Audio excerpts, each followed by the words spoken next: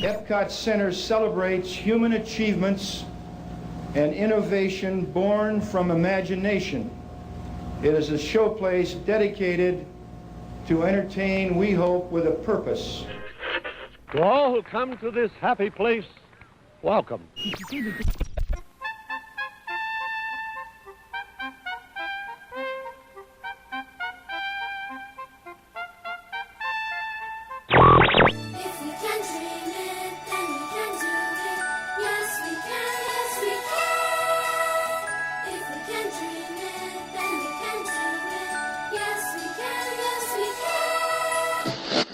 With laughs and tears and footlights all aglow, the sparks ignite a brand new show.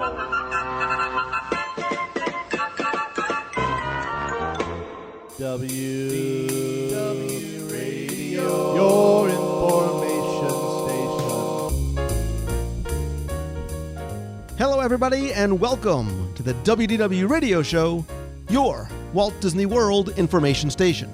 I am your host, Lou Mongello, and this is show number 293 for the week of September 23rd, 2012. I'm here to help you have the best possible Disney vacation experience and bring you a little bit of Disney magic to wherever you are with this podcast, videos, blog, live broadcasts, events, my trivia books, CDs, and more. You can find it all over at WDWRadio.com.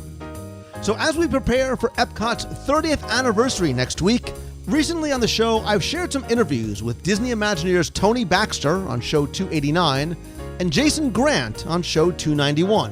And today, I'm so very excited to bring you my conversation with the Disney Imagineer who really helped start it all, Disney legend Marty Sklar.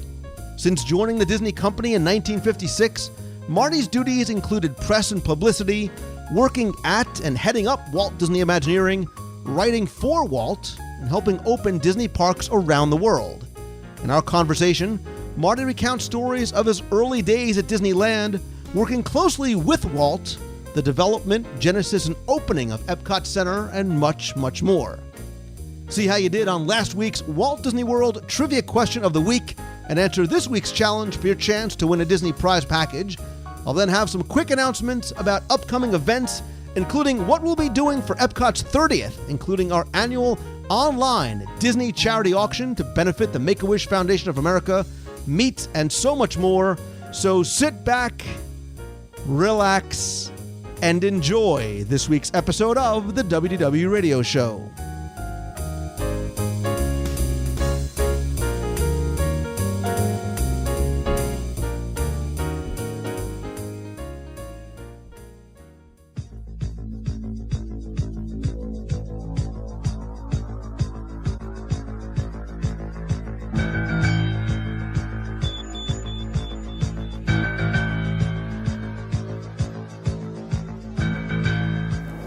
In all the years I have been a Disney enthusiast and been covering Disney, the company, and Walt Disney World, one of the people whose work I have admired most and who I had always wanted to meet and interview has been my next guest. And he is, of course, Marty Sklar, a man who needs no introduction. But I have to tell you, Mr. Sklar, what a true privilege and an honor it is to finally get a chance to sit down with you. As long as you don't call me Mr., we're okay.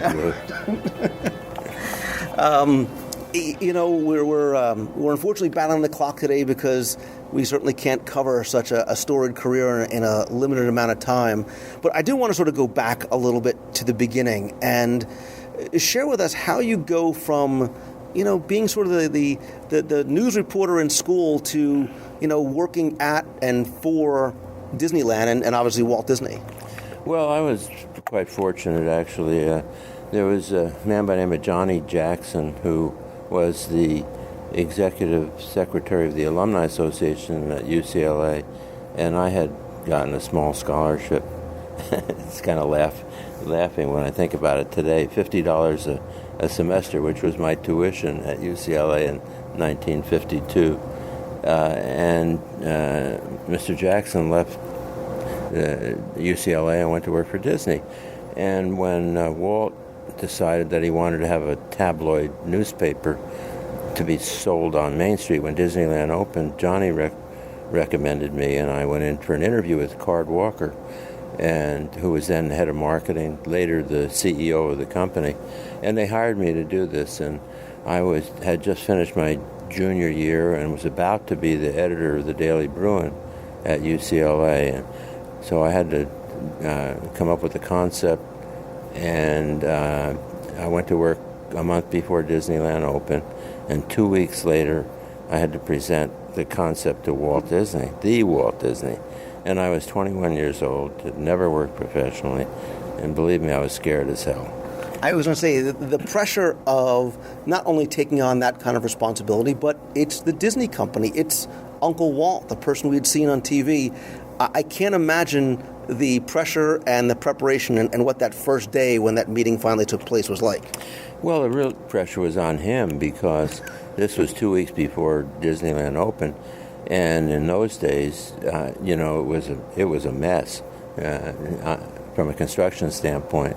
And the stories about the plumber's strike, and he had to decide whether to finish the toilets or the drinking fountains. That's all true, and it was the first time of doing that kind of thing, and I was taken aback by the fact that he had time for my little thing. In the big picture, my newspaper didn't mean anything.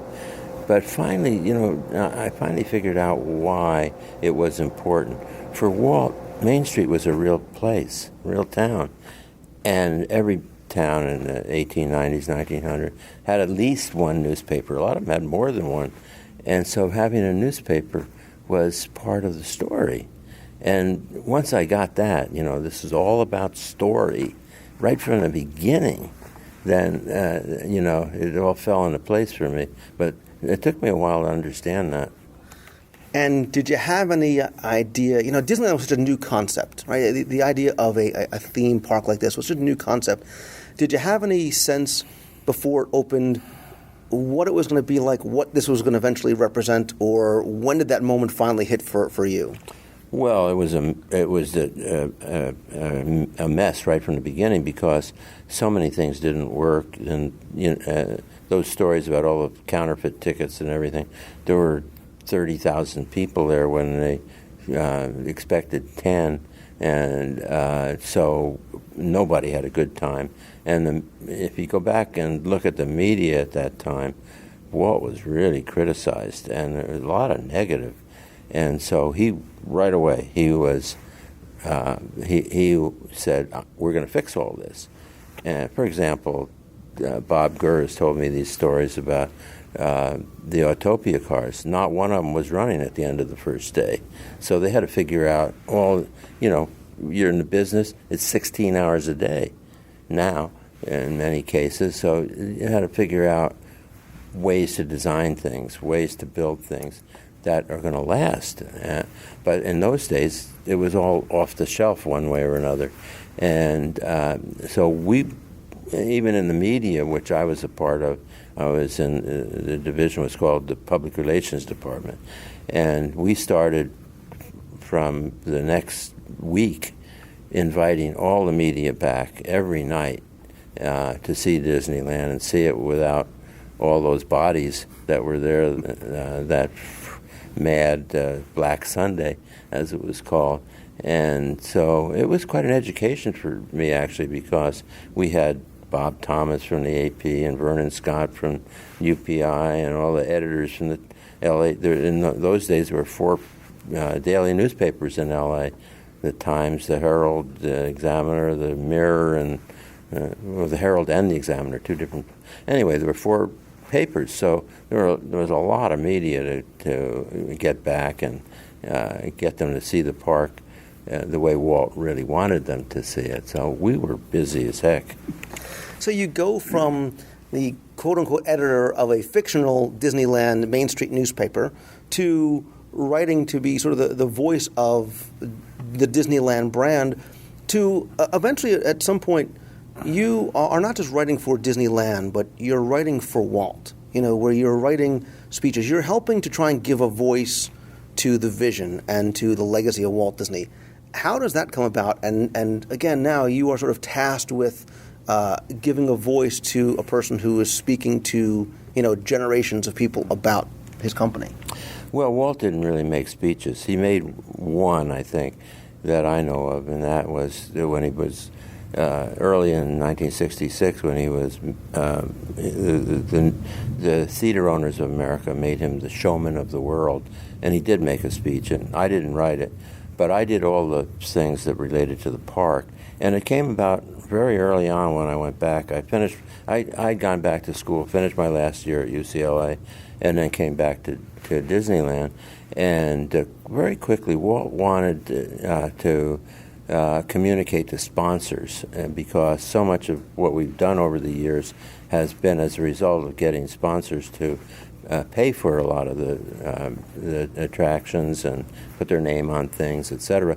And so Walt wanted a brochure about Disneyland. There wasn't one to take to sponsors. So I did that, and then I did one about Edison Square, because he wanted to actually do a street of 1890 Edison, and I did one on the Hall of Presidents, Liberty Street, and of course the Edison Square later became the Carousel of Progress, and Liberty Street was finally done in the Magic Kingdom at Walt Disney World. But I did those brochures, and then 59 came along, and that was a big opportunity for me, because we did a lot of special publications, that inserts in the LA Times and other newspapers, and I wrote all of Walt's things for that.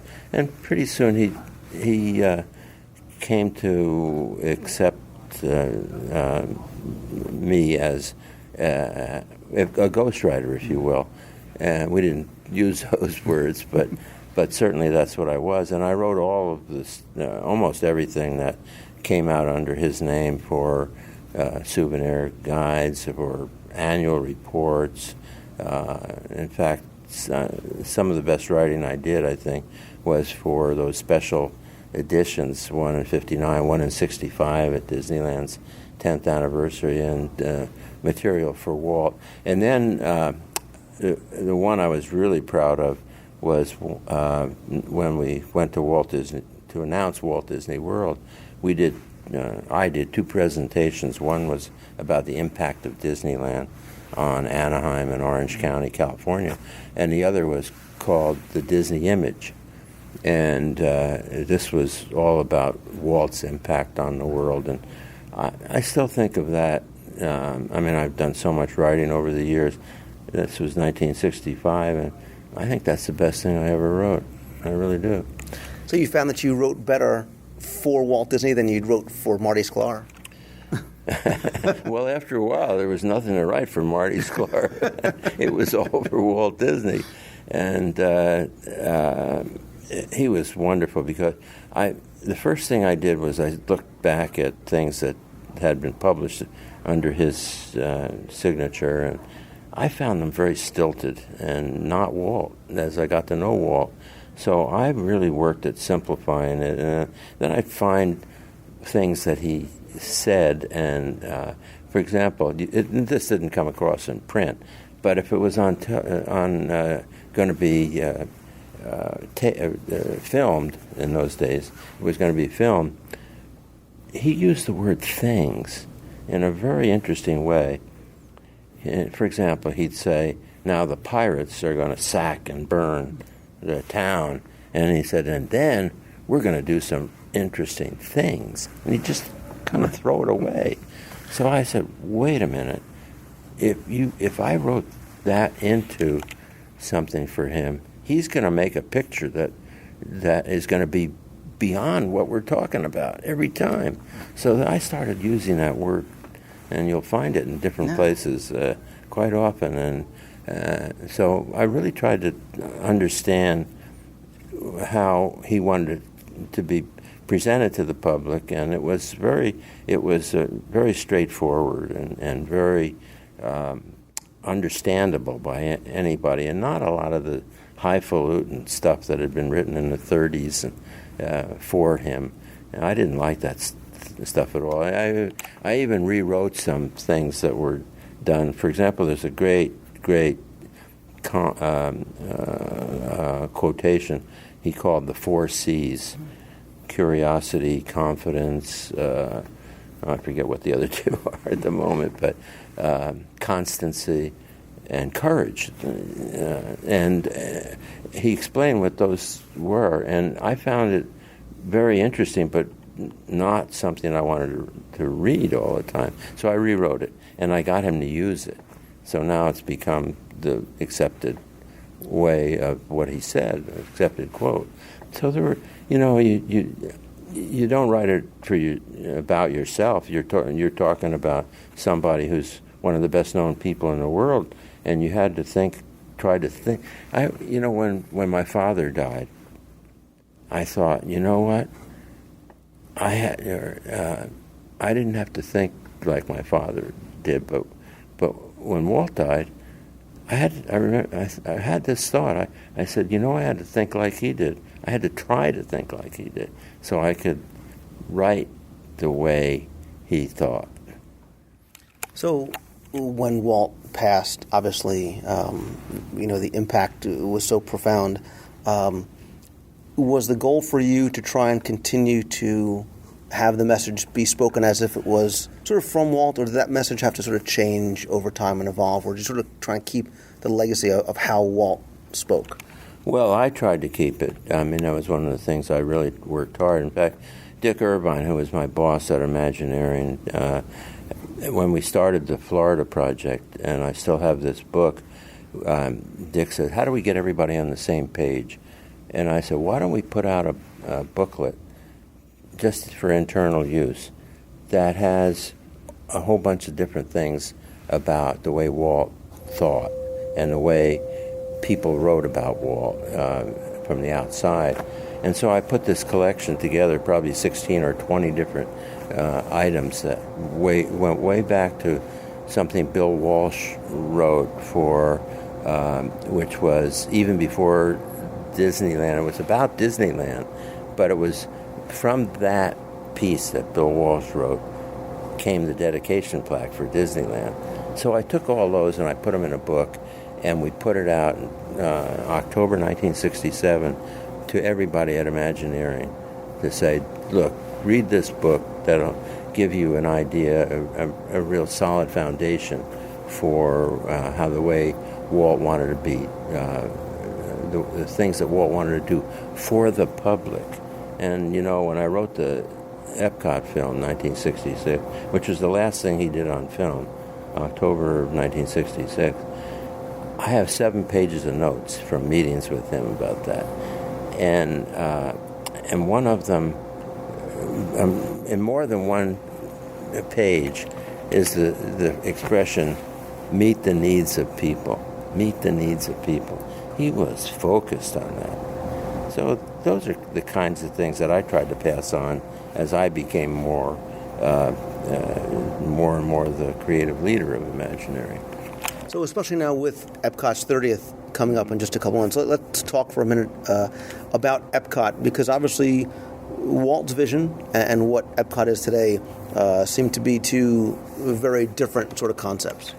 Well, in a way they are, but on the other hand, everything at Walt Disney World was related to that, particularly early on when, we did all kinds of experimentation and energy in growing different things on the project, on the property, and how we handled waste, everything that was done with under the Epcot Building Code. It was called the Epcot Building Code. And I wrote the preface to it.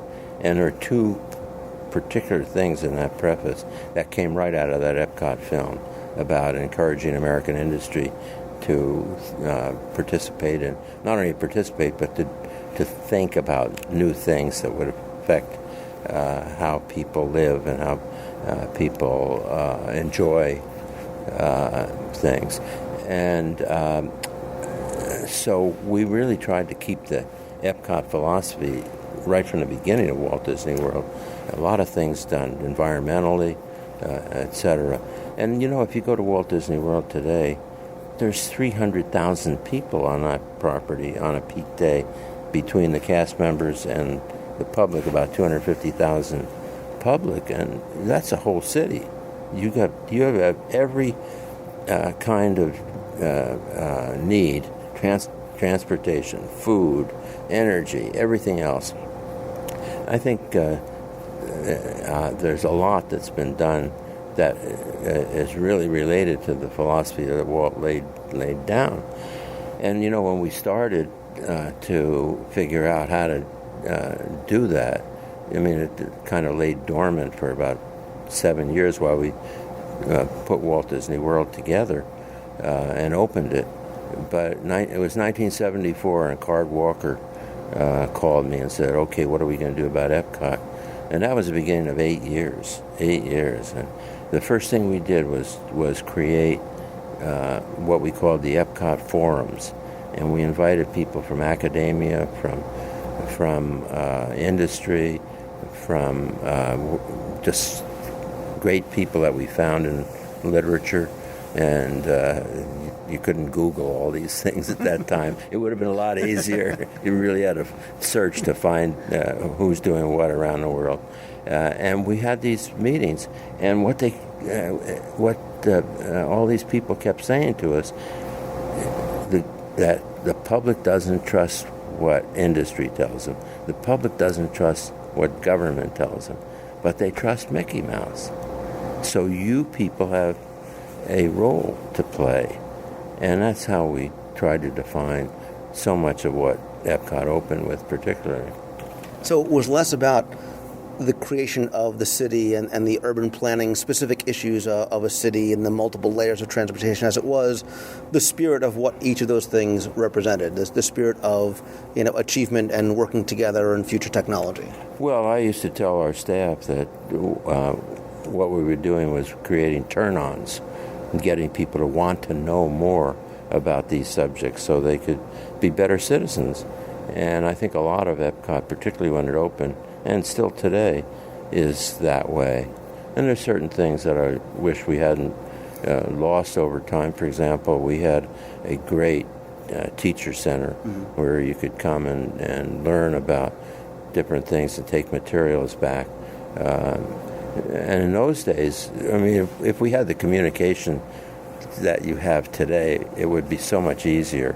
But in those days, we wanted people to know more about different subjects, energy, transportation, etc. So we researched and found companies that were doing leading edge things, and we made a brochure about each of the subject that followed the pavilions. And the deal was that if we used your name in it, you had to agree to respond within a week when somebody contacted you with information. And so we had a lot of people around the country and around the world that were participating in this. And I think I actually have some of the brochure, the agricultural brochure, some of the ones that you speak of. And that, as a kid, always fascinated me about Epcot was it was such a very different experience than Magic Kingdom was. It was about this idea of the joy of discovery and learning and new technologies. And, Epcot's obviously evolved and it's changed a lot over the years. As you sort of look back on 30 years of Epcot, do you think that that's still sort of the message, or how do you think it's changed? Well, I think it still is the message, and I think because I know some things that are going on right now that that there's another thrust to bring a lot of that more to the fore in the future. I think Imagineers are particularly anxious to be able to continue that kind of inspiration that you found in the original Epcot. And not that, it's still a fabulous experience, and meeting people from around the world. To say this is in Europe now, the World Showcase Fellowship students, they still meet once a year, and we always said that we were one of our goals was that someday there was going to be a problem in the world, and two leaders of different countries were going to get together and solve the problem because they were friends from the time they were in the World Showcase. And, I still think Epcot is inspirational, the space things that are there, and so many other, the innovations area, which changes all the time and tries to keep up with things that are happening that corporations are doing. And, right from the beginning, Walt said no one company can do this by itself. And so the more companies, the more people from around the world that are involved, I think it really makes Epcot what it is.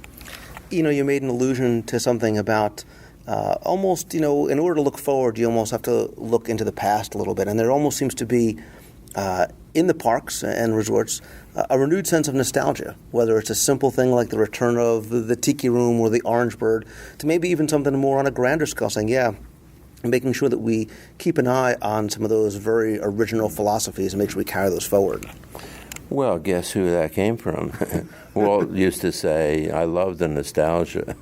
And I always, when I did a piece for a film that was done about Walt, TV show that was done about him, I said Walt had one foot in the past and one foot in the future because he loved the nostalgia and he loved the new things that were being done. And that's what motivated him about doing an Epcot, and that was he used to go around to the laboratories of all these great companies, GE and DuPont and RCA and IBM, and they, when Walt Disney came, they used to trot out all the new things they were working on, and he said, when can I buy that? When can I have something like that? And they said, well, we don't know if the public is interested. And he didn't have any doubt that he could communicate that. And the New York World's Fair was a big piece of that because he showed right there that he was the king of that kind of communication and entertainment. And so Epcot really came out of a lot of those opportunities that he had to go around to see what was going on in the great laboratories. And so to that point, during your tenure with the Disney company, you saw everything. You saw the opening of Disneyland. You saw the World's Fair, the Florida project to becoming Walt Disney World, and Epcot Center, and the additional parks, and 11 theme parks around the world. Again, you wonder what Walt saw on the horizon. Could he ever have seen such global and exponential growth in a relatively short period of time? Well, you'll have to read my book when it comes out next year. Disney Editions is publishing my book probably July or August of 2013. I've got a lot of the story in that book, and it's called Dream It, Do It, My Half Century Creating Disney's Magic Kingdoms. I'm sorry. That's okay. If your ringtone would have been one little spark. So going back to your book, again, we're talking a lot about you with Walt and speaking, working so closely with him and speaking for and with him. But, you personally, in what you've seen during that time frame, and then even after you left as the head of Imagineering, you were, and I believe still are, the sort of ambassador. And I have to tell you, it fascinates me and it thrills me because even just about a month ago, I was there for the opening of Cars Land.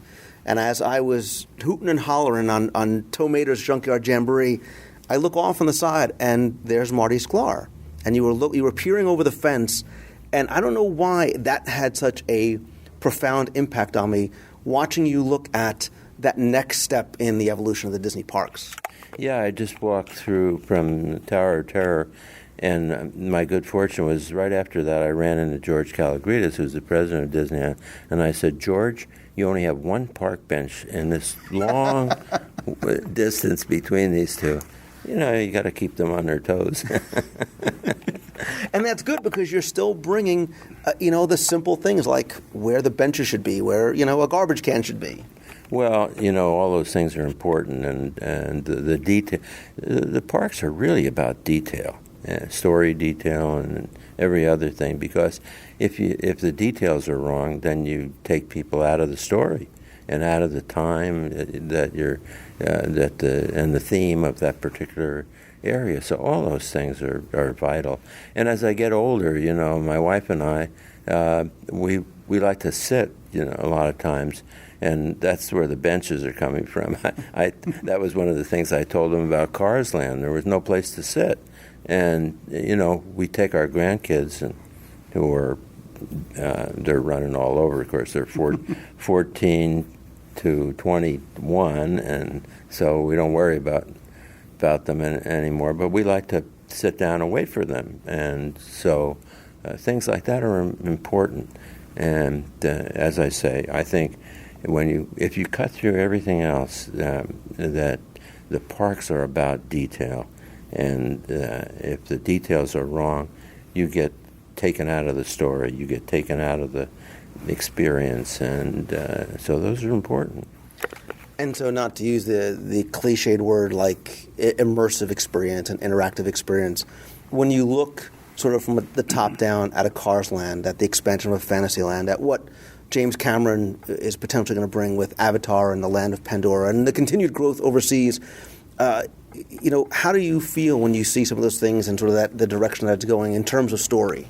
Oh, I think they're fabulous. Actually, Kevin Rafferty came up with the idea of doing a Cars Land 2 years before they even started the Cars movie, 2004. And it was because cars was a natural thing for the California car culture. We should have done it earlier, but fortunately, Cars came along and gave a really shot in the arm in getting John Lasseter involved. But it's like my grandson, 14 years old, said, I said, "What do you think, Jake?" And he said, "It's just like stepping into the movie, and in fact, somebody told me a story. They were walking in and they saw this little kid, 5 or 6 years old, and he said, "Oh, this must be where they shot the movie." and thus, that's the greatest testament. That's right. Absolutely, what a compliment that is. But I think about the people because the talent that was involved in that project. I mean, my good friend Zol Torme, who did all the rock work. Supervised the rock work. That's brilliant. Yeah. And Zol, these are the kind of things that I know from the inside. He studied that from the way the sun was going to hit it at different times of day, and factored that into his sculpting, and the way it was lit at night. Right. Not only the neon on the street, which is beautiful, but also the way the mountains are lit up. It's exquisite, and that is, somebody really cared, and a lot of people really cared, and that's what the Imagineers do. You forget what's on the opposite side of that facade. You forget, you forget that there's Denny's, across the street. And does he also who did the carvings on the Tree of Life, the same? Yeah, and I complained to him. I said, so my grandparents on one side, my mother's side, were Hungarian, and Zolt is Hungarian. We found him in Paris, and he did Big Thunder in Paris, all the rock work. And so I said, Zolt, where's the Hungarian animal? And he said, well, they're not very interesting. And I said, come on, Zolt, you've got to find something. And he did. He found a nondescript animal and sculpted it in there. But that is brilliant. All those carvings had to be done right there out of cement. And it just, when you work with world-class people, it's such a pleasure because you don't have to explain everything that has to be done. They know what to do. And all they have to know is what is the story and what do you want to accomplish out of this, and boy, they start running. Well, my feeling is to sort of bring things full circle and wrap up is that I feel that now it's such a great time to be a Disney enthusiast because I think what the company is doing is carrying on that legacy of Walt Disney, which is he was, the graduate school of master planning and design. He surrounded himself, like the company does now, with the people who are the very best at what they do. They understand it. They know the importance of story. They know the importance of the guest experience. Yeah, I like to say that these were all my kids at one time, and all my kids have grown up and they've become so professional and so caring and so knowledgeable. And, a lot of them had the tail end of the John Henches and the Mark Davises and the Claude Coates and Fred Jurgers and all of those, Blaine Gibson, who taught us. They really did. I mean, they taught me. They were my mentors. I was the kid. And they were so giving, and they were fabulous teachers. And I think this group is like that. You take the Joe Rohdes and the Tony Baxters and the Tom Fitzgeralds and Joe Cicero and so many of them. They're really great. I mean, stars, And if they were in the movie business, they would be carrying them into the park on their shoulders. They're that good, and I really appreciate the fact that they have become so professional, and they're teachers too. They're teaching a new generation, and it's wonderful to see. And for us as Disney enthusiasts, it's great that we're able to now start hearing from those people, hearing their voices, hearing them tell their stories, and you continue to come out. This event is a perfect example where you get a chance, whether it's here, Destination D, the D23 Expo, to share those stories and let us sort of get an up close and personal look into your career at the company. I can't tell you how excited I am, not just to be sitting here with you today, but for your book when it comes out. Hopefully, when it does, we'll get a chance to talk more again. And again, as a fan first, on behalf of myself and my little kids who still enjoy what you and the team over those decades have done. I am so very grateful for what you and the company have done to sort of change my family's life. Well, thank you very much. I've enjoyed this, and I do hope we talk again. Thanks very much.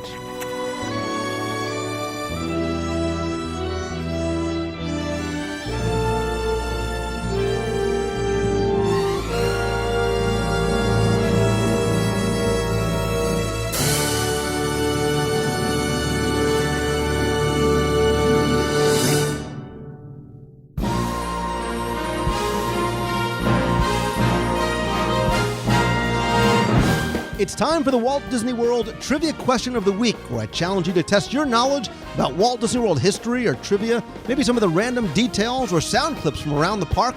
And last week, I challenged you to do just that. I played 5 random sound clips from around the Disney parks, actually the same ones that were at the beginning radio tunes for the show, asked you to simply identify them in order for a chance to win a Disney prize package that included all 6 of my audio tours of Walt Disney World, a WDW radio luggage tag, button, and one of the very special Mickey's Not So Scary Halloween Party Sorcerers of the Magic Kingdom cards with Chip and Dale on it.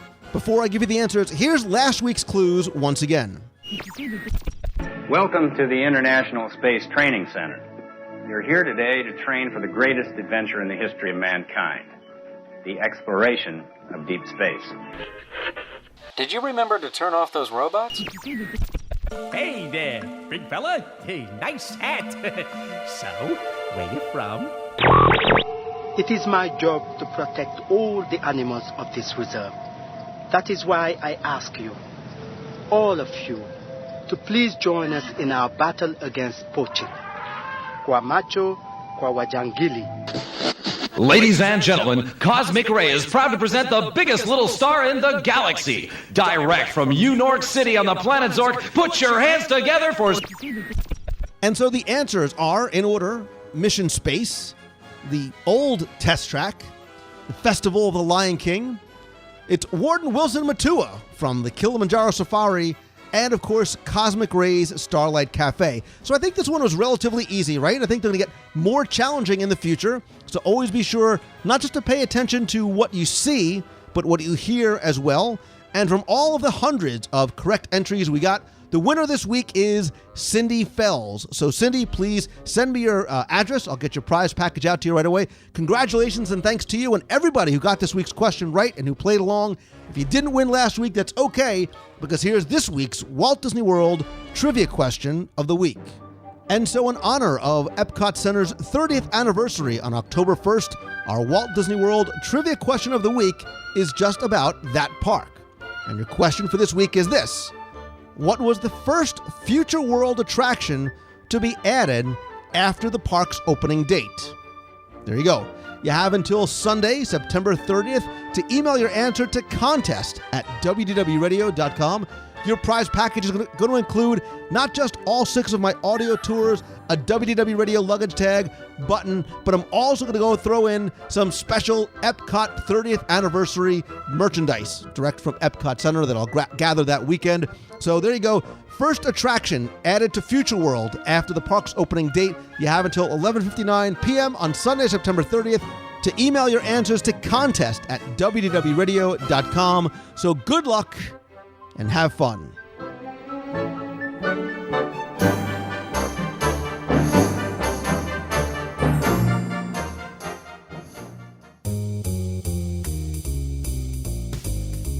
That's going to do it for this week's show. Thanks again for taking the time and tuning in this and every week. Thanks, of course, to my guest, Marty Sklar. Looking forward to seeing him this weekend at Epcot's 30th anniversary at Walt Disney World. If you are going to be down in Walt Disney World, I hope to have the opportunity to meet you at one of the many events going on that weekend. And if not, there's a great way for you to participate, because our annual online Disney charity auction to benefit the Make-A-Wish Foundation of America is going to start Friday, September 28th. It's going to run until Sunday, September 30th. We have Disney merchandise, collectibles, one-of-a-kind items, experiences, and lots more. You can visit the blog over at WDWRadio.com to get a sneak peek at some of the items, and then you can visit WDWRadio.com/auction2012 to check out all the blog posts and find out how you can bid on some of these great items and experiences. We're also going to be there on Friday for the start of Food and Wine Festival and our e-ticket event, our evening at the American Adventurers Club. Also on Saturday at 3 p.m. in Epcot is our WDW Radio Meet of the Month. We get together every month in Walt Disney World. This month, we're going to be in the outside seating area over at the American Adventure in front of the Liberty Inn. Again, starting at 3 p.m. Anyone and everyone is invited. No need to RSVP. Come alone. Bring the whole family. A lot of fun. Food and wine is going on as well, too. It's a great way for me to get a chance to meet and say hello to you and say thank you for listening to the show. We have lots of giveaways as well, too. Also a great way for you to meet with other Disney fans and listeners as well. You can find out more about the Meet of the Month and all the other Disney events on our events page over at WDWRadio.com. I'll be out for the Tower of Terror 10-miler. I'll be there for the pre-race at Disney's Hollywood Studios and at some of the morning races as well. I'll be participating in all the D23 events on Sunday as part of Epcot's 30th, and on Monday, October 1st, Epcot's actual 30th anniversary, I'll be doing a live broadcast from Epcot Center, probably around 10 a.m. over at WDWRadioLive.com. Stay tuned to Twitter. I'm at Lou Mongello, and Facebook.com/Lou Mongello for exact times. We're going to announce the auction winners. We're going to have another big special announcement as well, so please make sure and stay tuned for more about what's happening on that day as well. Speaking of live broadcasts, be sure and join us every Wednesday night at 7:30 p.m. Eastern over at WDWRadioLive.com, where we talk about this week's Walt Disney World news in a live interactive format. You can watch me on video and then chat with others in the chat room as well. And if you can't catch it live, that's okay. I put the audio in the iTunes feed and the video both on the blog over at WDWRadio.com and on our YouTube channel. Please go by and subscribe over at YouTube.com/WDWRadio. Also stay tuned, have some new videos coming out in the next week or so as well. And joining in the chat on Wednesday nights isn't the only way you can be part of the show. You can email me at lou@WDWRadio.com if you have a question you want answered on the air or to be heard on the show. You can call the voicemail at 407-900-9391. That's 407-900-WDW1. Quick thanks to my partners and sponsors as always. MouseFan Travel is my official and recommended travel provider. Whether you're coming to Disney World, Disneyland, and Adventures by Disney, or a Disney Cruise Line vacation, they give you the best possible prices, all available discounts, all at no additional cost to you. Great levels of personal service. Visit them over at mousefantravel.com. When you're coming down to Disney World, All-Star Vacation Homes has more than 150 homes, everything from 2-bedroom condos up to 7-bedroom homes. They have their own private pools, spas, game rooms, multiple master bedrooms. Great way to bring the entire extended family. You can visit them over at allstarvacationhomes.com. As we're getting ready and counting down literally the days and soon the hours to the Food and Wine Festival, a great way to get prepared and a great guide to have with you during the Food and Wine Festival is the Disney Food Blog mini guide to the festival. It's digital, so you can take it with you on your smartphone. It's got a complete schedule of events, booth crawls, touring strategies, what's new, all the indexes of where you can find your favorite food, wine, beer, and celebrities as well. And if you use code WDW Radio at checkout, you can save on it as well. Go to dfbguide.com.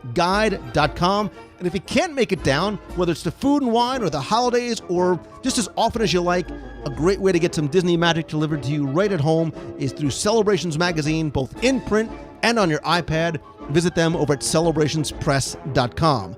And as always, my friends, and you are my friends, whether we have met yet or not, all I ask is that if you like the show, please help spread the word. Let others know about it. Tweet out that you're listening or share links on Facebook or Pinterest or Google Plus or your favorite Disney discussion forums. And please come by, rate and review the show over in iTunes. I'll put a link in this week's show notes. Very much appreciated. Very, very helpful as well, too. And finally, there's no better time than right now to leave your fears behind, to stay positive, do what you love each and every day, and always keep moving forward. I hope you guys have a fantastic week this week. I hope to get a chance to meet so many of you in person for Epcot's 30th anniversary. So until then, see ya. Hey Lou, this is Heather Jane in Nashville, and I am just calling to say thank you for your podcast. It's always so exciting to listen and hear all about Walt Disney World and favorite things that you like and all the food especially. I think that you should get a Walt Disney World dating site up there. I need to find someone who loves Disney World as much as me. And I bet there's a bunch of guys out there who are looking for a girl who loves Disney World too. So maybe you should. All right, thanks. Have a great day. Hey Lou, this is James D. from New Jersey. Just calling to let you know that my wife pointed out that those of us who are going on the cruise are going to need absentee ballots because it falls on the election. So you might want to let everyone know about that. And I'll take this opportunity to say thank you for everything that you do to bring me to the world on a weekly basis. And I'll see you in November. Take care. You've got a friend.